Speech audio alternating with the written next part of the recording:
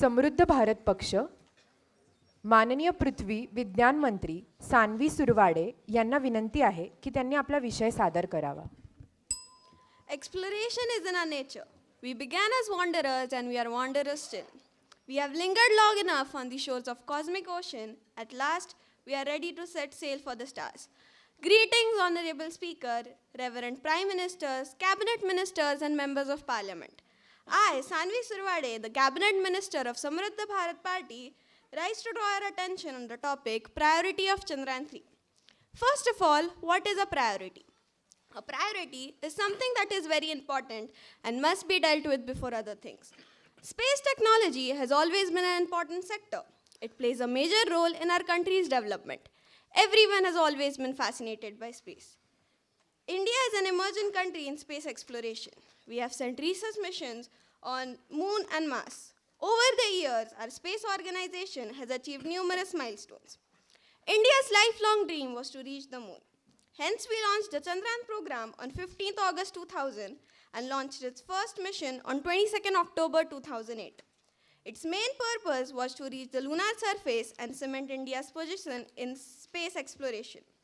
Unfortunately, we lost the signal of Chandrayan 1 but discovered the existence of water on the lunar surface. After Chandrayan 1, our scientists were determined to launch another mission on the moon.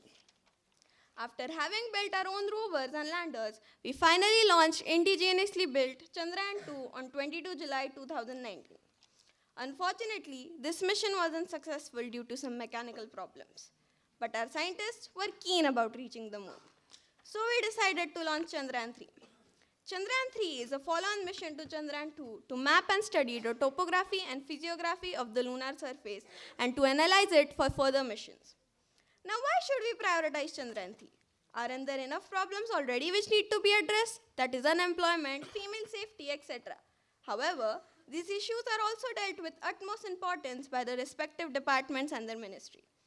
If we are prioritizing our current problems, we will solve our current problems, but new bigger problems will be waiting for us in the future, and then they would just stack upon one another, creating a mess which will be very hard to solve. If we prioritize Chandrayan 3 and it is successful, our space organization will have far better chances of competing in the commercial space technology space launch market, where it can launch large payloads with its largest rockets. Thus, the space technology will improve. If the space technology develops, it will have a direct effect on the country's development. It will benefit the GDP of the country to employment and revenue gains. It will have an impact on sectors like telecommunication, IT industry, software, hardware. It will help in food security, national security, weather forecasting to advise better agriculture planning. Cyber terrorism can be tackled down with the help of space technology. Space technology impacts almost every industry nowadays. Development of all these sectors will help in the overall development of the country. If we don't prioritize Chandrayan 3, reaching Moon and Mars will be delayed to 2080-90, which will have an adverse effect on our country's development. Now, how will the Chandrayan 3 mission benefit our country? Most importantly, it will improve the scope of employment in the space field in India. India's geopolitical power will increase. The data gathered from this mission will help in lunar surface research. Indian youth will be able to pursue PhD in the field of lunar and space research in India itself. It will help in future spaceports. It will help in managing monetary funds. We will obtain useful information about minerals on the lunar surface, which will help us in future mining missions on the lunar surface. If our space sector is well developed, then other sectors will also develop, as I mentioned in my speech. Then people from other countries will come to work here with skills and contribute to the economy. Now, prioritizing Chandrayan 3 doesn't mean it's going to be the biggest priority. We'll have to acknowledge that our first and foremost priority is always going to be India's defense. Then it's internal security, then food security, and then employment and other things. According to S&P Global, India is set to become the world's third largest economy by 2030. We have decided the deadline of year 2050 to reach Moon and Mars. We hope of a developed India by 2050. Therefore, to make all these things possible, we need to start taking steps. And that is why we need to prioritize Chandrayan 3. I would like to conclude by saying, launch into space a billion dreams to illuminate the dark side of the moon. A little more than usual, the journey has begun to know the unknown and to explore the unexplored. Thank you. Jai Hind.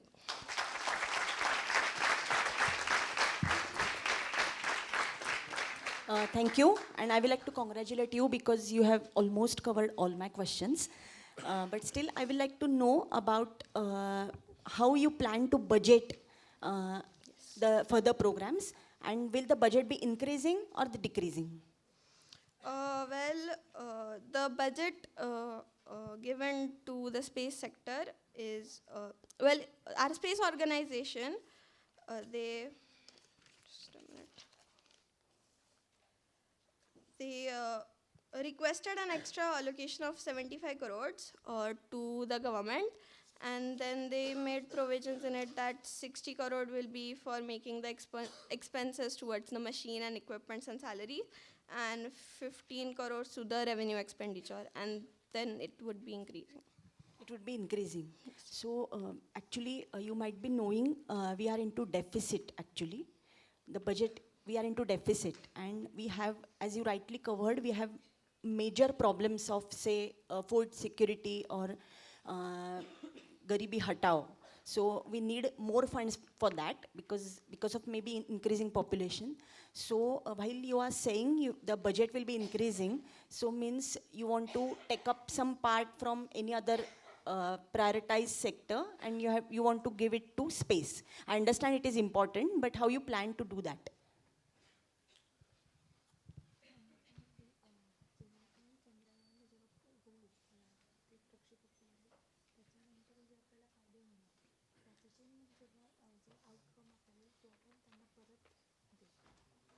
So when Chandrayan 3 is a success, and then we will get some revenue gains. So from that income, we will solve the issue. All right. Thank you. Thank you.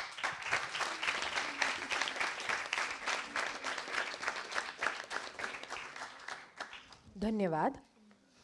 अतुल्य भारत पक्ष, माननीय पंचायत राज मंत्री भार्गवी बुवा यांना विनंती आहे की त्यांनी आपला विषय सादर करावा. माननीय सभापती महोदय व इथे उपस्थित सर्व खासदारांना माझा नमस्कार. पंचायत राज मंत्रालय ही भारत सरकारची एक शाखा आहे. पंचायत राज मंत्रालय पंचायती राज आणि पंचायत राज संस्थाशी संबंधित सर्व बाबी पाहते. मी अतुल्य भारत पक्षाची कॅबिनेट मिनिस्टर आज तुमच्यासमोर आमचा विषय मांडत आहे. महोदय, आमचा आजचा विषय आहे सरकारी योजना लाभार्थ्यापर्यंत प्रभावीपणे पोहोचवणे. मूळतः प्रश्न असा आहे की सरकारी योजनांची गरज का भासते व त्या का राबवल्या जातात. यावरती मी असे भाष्य करेन की भारत हा लोकशाही प्रधान देश आहे. भारत हे कल्याणकारी राष्ट्र आहे. गरजू लाभार्थ्यांना आर्थिक सहाय्य पुरवून त्यांना प्रबल करून त्यांचा विकास घडवून देशाचा विकास करणे हे योजनेचे मुख्य उद्दिष्ट आहे, आणि त्यासाठी सरकार वेगवेगळ्या योजना तयार करत असते. सरकार या योजना तयार करताना प्रत्येक क्षेत्राचा विचार करते, जसे की आरोग्य क्षेत्र, शिक्षण क्षेत्र, वित्त क्षेत्र, कृषी क्षेत्र. तसेच आपला भारत हा कृषीप्रधान देश आहे. त्यासाठी कृषी क्षेत्राच्या विकासासाठी आपला शेतकरी आर्थिकदृष्ट्या प्रबल व्हावा म्हणून सरकारने शेतकऱ्यांसाठी वेगवेगळ्या योजना जाहीर केल्या आहेत. त्यातील एका योजनेअंतर्गत दर 4 महिन्याला 2,000 रुपये याप्रमाणे प्रतिवर्ष एकूण 6,000 रुपये आर्थिक सहाय्य शेतकऱ्यांना देण्यात येते. तसेच आणखी एका योजनेअंतर्गत शेतकऱ्यांना सेंद्रिय शेती करण्यासाठी आर्थिक मदत दिली जाते. या योजनेप्रमाणेच इतर योजनाही सरकार राबवत आहे आणि त्या लाभार्थ्यापर्यंत पोहोचत आहेतच. यासाठी केंद्र सरकारकडून आलेली योजना प्रत्येक राज्य सरकार आपले जिल्हा परिषद, पंचायत समिती, नगरपालिका, ग्रामपंचायत यांच्यामार्फत त्या लाभार्थ्यापर्यंत पोहोचवण्याचा प्रयत्न करत आहेतच. परंतु या योजना अजून प्रभावीपणे प्रत्येक लाभार्थ्यापर्यंत पोहोचवण्याचा प्रयत्न केल्यास दुर्बळ घटकांचा विकास होऊन आपल्या देशाच्या विकासासाठी त्याचा चांगला परिणाम दिसून येईल. सरकारी योजना लाभार्थ्यापर्यंत पोहोचवण्यासाठी सर्वात प्रथम गरज आधारित सर्वे, नीड बेस्ड सर्वे केला जाईल व योग्य गरजू लाभार्थ्यांची निवड केली जाईल, जेणेकरून गरजू लाभार्थी त्यापासून वंचित राहणार नाही. योजना लाभार्थ्यापर्यंत पोहोचवण्यासाठी स्थानिक पातळीवरील सदस्यांना विश्वासात घेऊन त्यांच्यामार्फत जे खरंच गरजू आहेत त्यांनाच त्या मिळण्यासाठी प्रयत्न केले जातील. तसेच प्रत्येक राज्य सरकारला योजना राबवण्यासाठी लागणारा वेळ कमी होईल. तसेच कृत्रिम बुद्धिमत्ता म्हणजेच AI जी आजच्या काळाची गरज आहे त्याचा वापर करून योजना प्रभावीपणे पोहोचवण्यासाठीचे प्रयत्न करता येतील. त्यासाठी वेबसाईट्स, लिंक्स, सोशल मीडिया, जाहिराती, आधार लिंकिंग, शेतकऱ्यांसाठी असलेली ॲप्स यांच्या माध्यमातून अजून जास्त प्रमाणात पोहोचवता येतील. योजना केंद्र सरकारकडून आखल्या जातात व त्या गाव पातळीवर राबवल्या जातात. परंतु काही योजनांचा फायदा सर्वांनाच होत नाही, कारण त्या योजना त्या विभागातील लोकांच्या गरजांवर आधारित नसतात.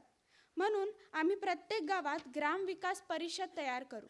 ही ग्रामविकास परिषद त्या गावातील गावकऱ्यांच्या गरजांवर विकास आराखडा तयार करेल व तो पंचायत समिती व जिल्हा परिषदकडे मंजुरीसाठी पाठवतील.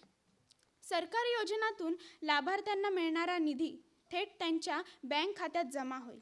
यासाठी संबंधित लाभार्थ्यांचे बँक खाते व आधार लिंकिंग केले जाईल व त्याचा थेट फायदा त्या लाभार्थ्यांनाच होईल.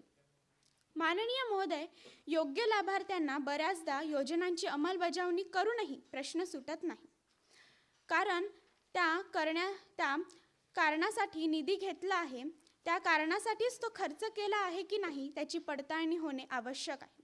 त्यासाठी आमचे सरकार प्रत्येक योजनेसाठी सोशल ऑडिट नावाची संकल्पना राबवण्यास कटिबद्ध आहे.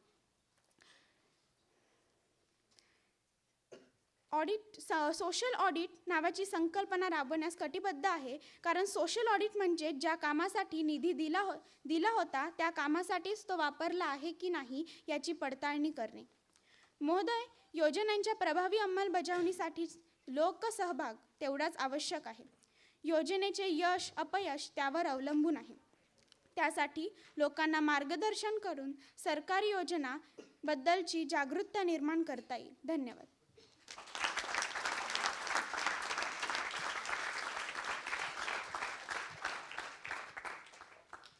धन्यवाद. मला असं विचारायचं होतं की आत्ता काही योजना प्रभावीपणे पोचत असतील आणि काही नसतील, तर ह्या ज्या पोचत नाहीत तर त्यामागे काय कारण असू शकेल, अशी काही आपण कारणमीमांसा केली आहे का?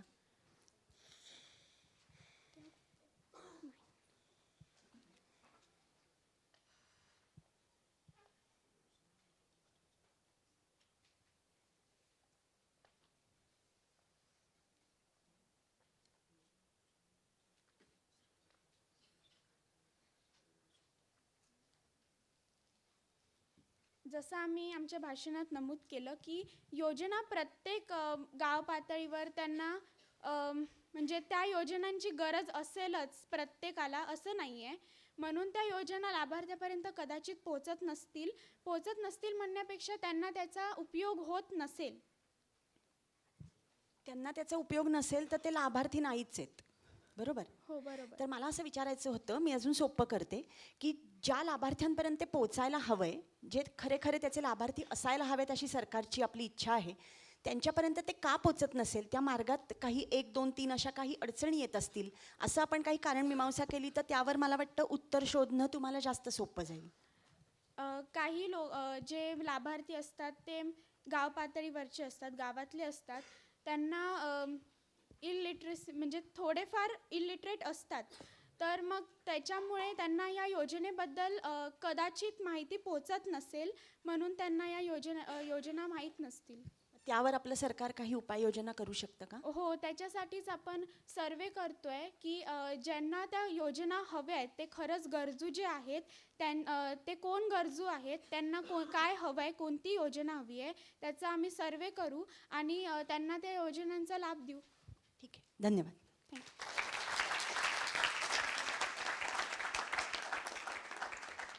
धन्यवाद.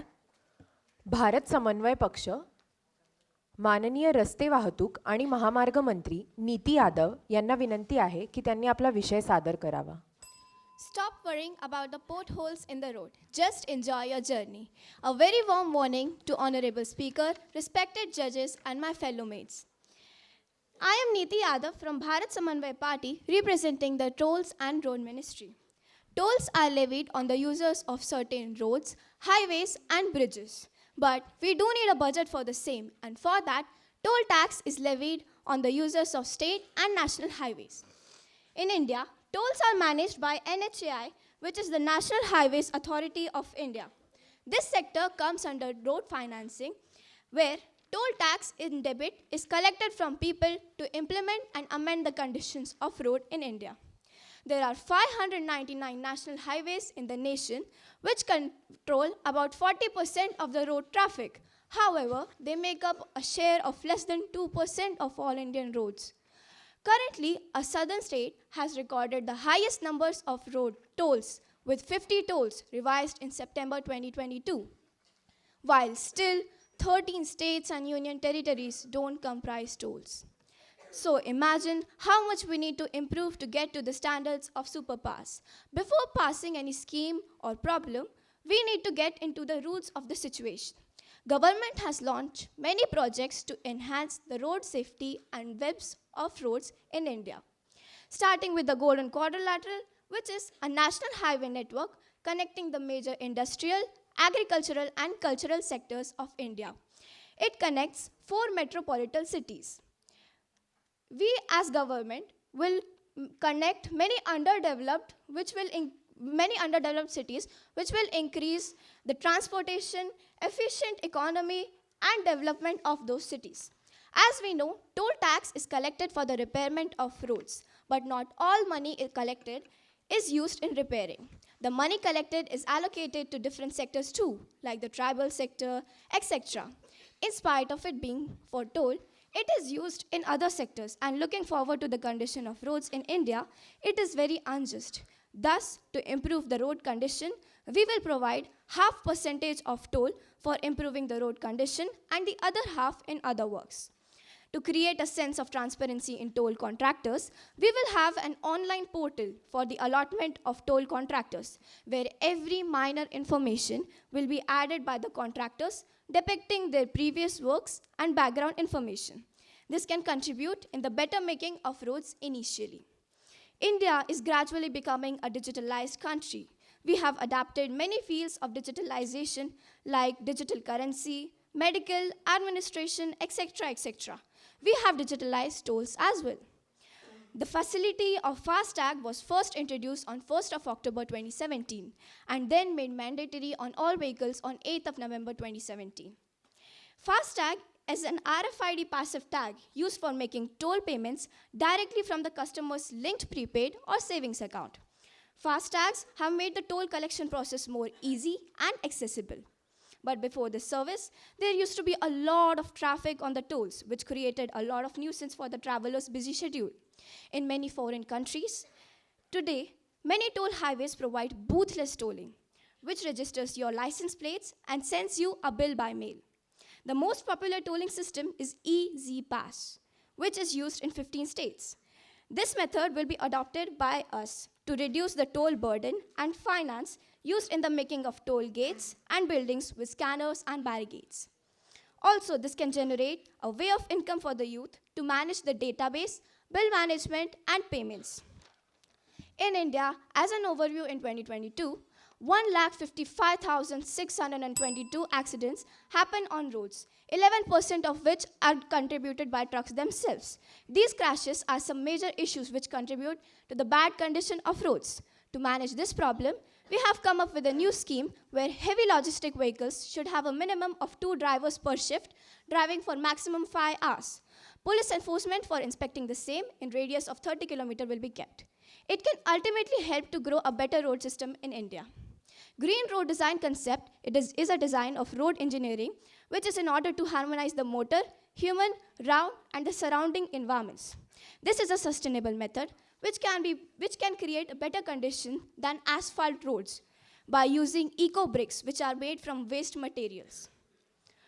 So let's see a comparison between India and one of the developed countries, which is the land of liberty.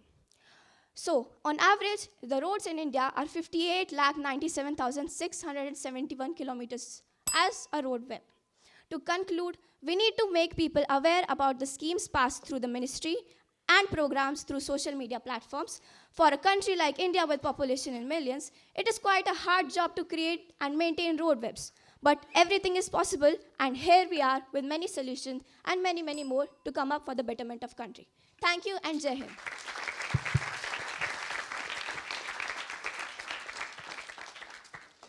Thank you, Honorable Minister. It is already expected that there has to be the roads which are building has to be in good condition at the time of preparing that infrastructure itself.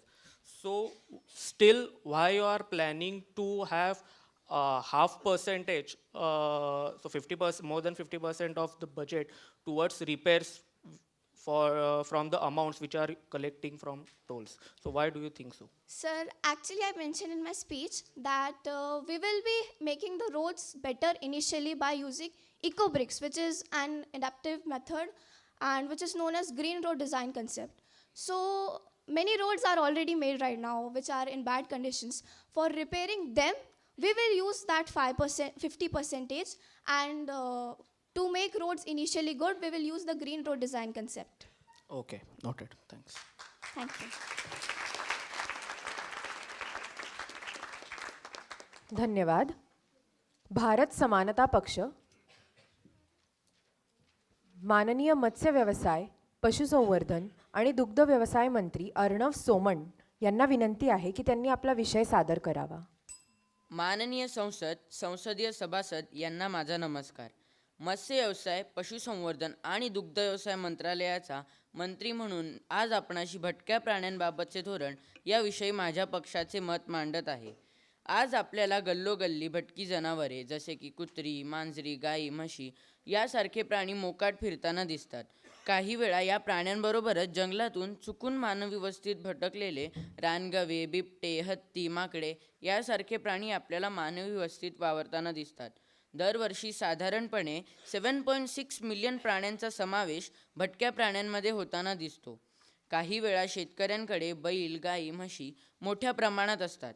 काही वेळेस या प्राण्यांना ते म्हातारपणामुळे किंवा निरुपयोगी झाल्यामुळे अथवा गायी दूध देईनाशा झाल्यामुळे किंवा या पाळीव प्राण्यांना दुष्काळ वा अन्य कारणांमुळे त्यांचा मालक पोसण्यास असमर्थ असल्यास त्यांना मोकाट सोडून देण्यात येते. या सर्वांचा समावेश भटक्या प्राण्यांमध्ये होतो. या भटक्या प्राण्यांमुळे दैनंदिन जीवनात वावरताना आपल्याला अनेक समस्यांना तोंड द्यायला लागते. जसे की रात्रीच्या वेळी अनेक कुत्री झुंडीने वावरताना आपल्याला दिसतात. तसेच काही वेळा जंगल क्षेत्रे वनक्षेत्रांच्या आरक्षित जागेवर अतिक्रमण करून बांधकामे केल्यामुळे बिबट्या, वाघ यासारखे प्राणी मानवी वस्त्यांमध्ये शिरून त्यांच्यावर हल्ला करताना दिसतात.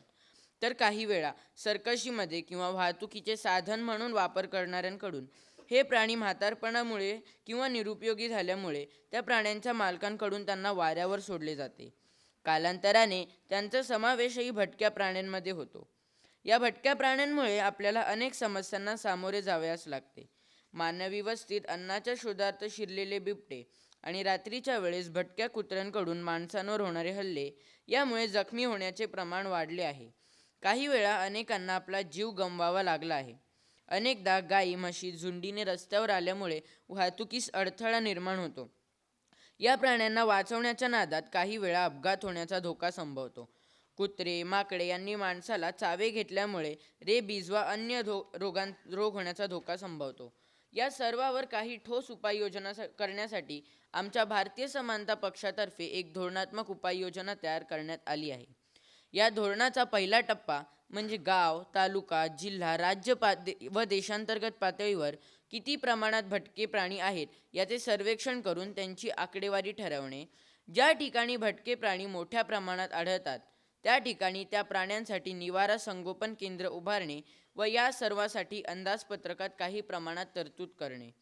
यासाठी पशुवैद्यकीय खात्याला मार्गदर्शक सूचना केंद्र सरकारच्या गठीत समितीकडून देण्यात येतील आणि त्यातून त्या देशामध्ये भटक्या प्राण्यांची संख्या किती आणि त्याबाबतची माहिती मिळू शकेल. त्यानुसार समिती त्यावर अभ्यास करून आवश्यक त्या उपाययोजना करण्याबाबतचा खर्चाचा अहवाल सादर करेल. त्यानुसार आमच्या सरकारला यावर निधी उपलब्ध करून द्यायला मदत होईल. या पुढचा टप्पा म्हणजे या प्राण्यांचे दरवर्षी लसीकरण होणे आवश्यक आहे. यासाठी सुद्धा सरकारतर्फे अनुदान उपलब्ध होण्यासाठी आमचे सरकार प्रयत्नशील राहील. यापुढील आमचे धोरण म्हणजे दुग्ध व्यवसाय करणारे तसेच प्राण्यांचा व्यवसाय म्हणून वापर करणारे या सर्वांना एका विशिष्ट ॲपद्वारे ते करत असलेला व्यवसाय, त्यांच्याकडे असलेले प्राणी व त्यांची संख्या याची नोंदणी करणे आवश्यक असेल. या ॲपवर प्राण्यांचे लसीकरण का करावे, प्राण्यांची योग्य ती काळजी कशा प्रकारे घ्यायची, तसेच एखाद्या वेळी प्राणी आजारी पडल्यास किंवा त्यांच्या परिसरातील प्राण्यांचे दवाखाने व प्राण्यांचे डॉक्टर याची माहिती या ॲपद्वारे मिळू शकेल. तसेच रस्त्यावर मोकाट फिरणारे भटकी जनावरे यांच्या नोंदणीकरिता तालुका पातळीवर एक टीम तयार करून त्यांच्यामार्फत एका उपक्रमाअंतर्गत किंवा टास्क स्वरूपात प्राण्यांचे रजिस्ट्रेशन करून घेतले जाईल. त्या टीम्स तयार करण्याकरता विविध NGOs आणि AWBI यासारख्या संस्थांची मदत घेतली जाईल. ज्या व्यक्ती आपल्याकडील प्राण्यांना काही कारणास्तव पोसू शकत नाहीत अशा व्यक्तींनी आपल्या जवळील प्राणी मोकाट सोडून न देता सरकारतर्फे उभारण्यात आलेल्या निवारा संगोपन केंद्रात दाखल करावेत. ठिकठिकाणी ज्याप्रमाणे पोलीस स्टेशन, हॉस्पिटल्स यांचे नंबर नोंदवण्यात आलेले असतात त्याप्रमाणे जवळील निवारा संगोपन केंद्राचे नंबर उपलब्ध करून दिल्यास नागरिकांना याचा फायदा होईल. तसेच सदर ठिकाणावरील भटके प्राणी पकडून त्यांचे योग्य ते लसीकरण करून त्यांना निवारा केंद्रात दाखल करून घेता येईल. तसेच प्रत्येक जिल्ह्यात काही जागा वनक्षेत्र उभारण्यासाठी आरक्षित ठेवण्यात येत असून सदर परिसर वन्य प्राणी क्षेत्रे म्हणून घोषित करण्यात येईल. त्यामुळे त्या परिसरातील वन्य प्राणी वनक्षेत्रात मुक्त संचार करू शकतील. रस्त्यावर भटकणारी कुत्री व मांजरी यासारख्या प्राण्यांचे योग्य ते लसीकरण व निर्बीजीकरण करण्यासाठी प्रत्येक गाव ते राज्य पातळीवर योग्य त्या पशुवैद्यक सुविधा पुरवण्याचे आमच्या सरकारचे उद्दिष्ट असेल. या सर्वासाठी सरकारतर्फे अनुदान उपलब्ध करून देण्यासाठी अंदाजपत्रकात तरतूद करण्यात येईल. जय हिंद. धन्यवाद.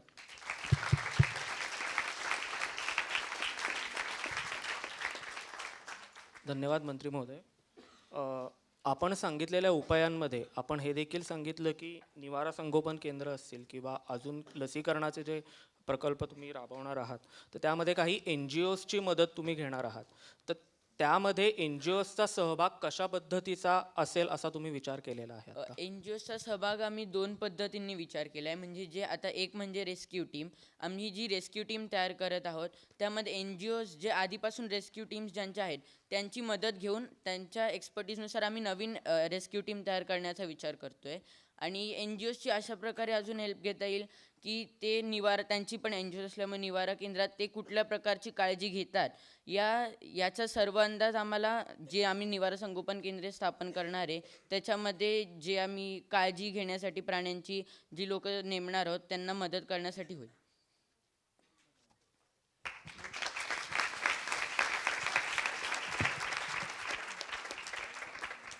धन्यवाद.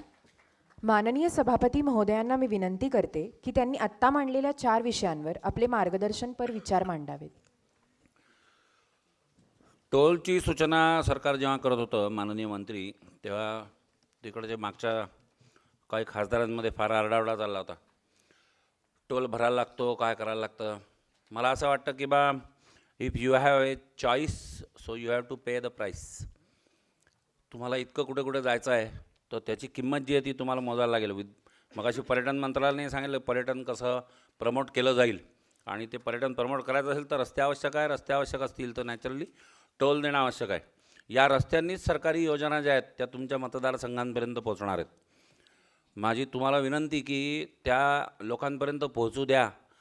स्वतःच्या कार्यकर्त्यांपर्यंत फक्त मर्यादित ठेवाल आणि नंतर संसदेत येऊन म्हणाल किंवा लोकांपर्यंत पोहोचतच नाही योजना तर याला सरकार जबाबदार आहे असेल का याचा विचार तुम्ही करायचा आहे. आणि भारताचं सरकार आहे त्याच्यामुळे भटक्या प्राण्यांबाबतही आपल्याकडे धोरण आहे. ज्यांनी कधीतरी आपल्यासाठी काम केलं पण आता ते काम करू शकत नाहीत अशा प्राण्यांसाठी पण भूतदयेच्या माध्यमातून आपण हे धोरण आहे. आणि ही भूतदया दाखवताना भूतनो भविष्यती असं काही वैज्ञानिक क्षेत्रात करायचं हे सुद्धा प्लॅन सरकारकडे आहे. आता काही लोक याच्यावर टीका करत आहेत की अमेरिकेने चांद्रयान मोहिमा ऑलरेडी बंद केल्या आहेत आणि त्यांना काही सापडलं नाही तर आपल्याला काय सापडेल. पण मला असं वाटतं की आपल्या चांद्रयान मोहिमांमध्ये आपल्याला काय सापडेल नाही सापडेल हे त्यांना नाही सापडलं म्हणून आपल्याला नाही मिळणार असं नाही. कारण हे तुमच्या चष्म्यावर अवलंबून नसतं की तुम्हाला काय सापडतं, तुमच्या मायक्रोस्कोप किंवा टेलिस्कोपवर अवलंबून नसतं तुम्हाला काय सापडतं, तुमच्या दृष्टीवर अवलंबून असतं की तुम्हाला काय सापडतं. आणि मला वाटतं की भारताकडे ती दृष्टी आहे. मी विनंती करतो की कामकाज पुढे कंटिन्यू करावं.